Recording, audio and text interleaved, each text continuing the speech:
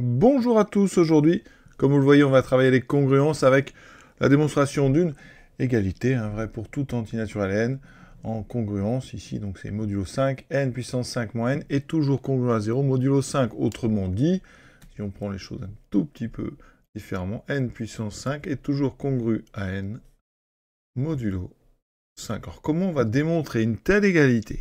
Eh bien, on va tout simplement raisonner par disjonction sur les valeurs de n modulo 5. Vous savez que modulo 5, n peut prendre donc 5 valeurs, de 0 à 4, modulo 5. Donc on a 0, 1, 2, 3 et 4. Donc en fait, en faisant ça, vous faites une disjonction, les 5 cas possibles. Autrement dit, on pourrait considérer qu'on raisonne par disjonction sur les restes de la division euclidienne de n par 5, puisque les restes sont entre 0 et 4. Et donc on va calculer pour chaque cas la valeur de n puissance 5, donc modulo 5. Et à chaque fois, il va falloir qu'on trouve donc la même valeur que n. Donc 0 puissance 5, ça fait 0. Ça, il n'y a pas de problème. Donc effectivement, vous voyez que là, on a bien n puissance 5 qui est congru à n modulo 5. Donc ici, pour 1 puissance 5 aussi, donc ça marche. Pour 2, alors 2 puissance 5. 2 puissance 5, c'est 32. D'accord, modulo 5, eh bien, 32, ça fait 2. Donc 2 puissance 5 est bien congru à 2 modulo 5. Donc ici, on a 2, donc c'est bon aussi. Pour 3, il faut calculer 3 puissance 5. Alors, on peut, il vaut mieux d'ailleurs raisonner en groupant les puissances par petits paquets. Donc 3 puissance 5, ben vous savez que c'est 3 puissance 2 fois 3 puissance 2 fois 3. Donc c'est 9 fois 9 fois 3. L'avantage, c'est que 9 modulo 5, ça vaut moins 1. Autrement dit 4.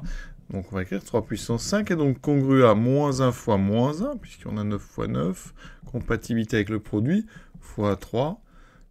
Moins 1 fois moins 1, ça fait plus 1, il reste 3. Donc 3 puissance 5 est bien congru à 3 modulo 5. Vous voyez, ça c'est très rapide. Il nous reste 4 puissance 5. Alors, pour 4 puissance 5, là, il y a plusieurs façons de le faire. On peut utiliser 2 puissance 5 qu'on vient justement de trouver. Donc 2 puissance 5, parce que 4 c'est 2 puissance 2, et vous voyez qu'ici, propriété simple, on peut intervertir les deux exposants, ça fait 2 puissance 5 au carré. 2 exposants, 5 fois 2, c'est 2 fois 5. Et donc là, si vous passez modulo 5, eh bien 4 puissance 5 est donc congru à...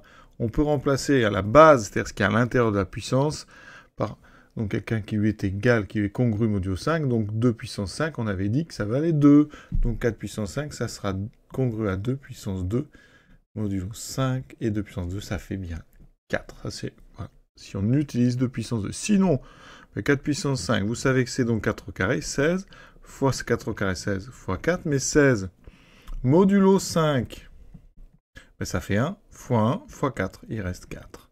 Vous voyez une autre façon de le faire qui est très bien aussi. Sinon, vous calculez tout simplement 4 puissance 5, ça fait 2 puissance 10 qu'on connaît par cœur, ça fait 1024, et donc c'est congru à 4 modulo 5. Voilà comment on aurait pu faire aussi très rapidement. Donc ce petit exercice est déjà terminé. À très bientôt.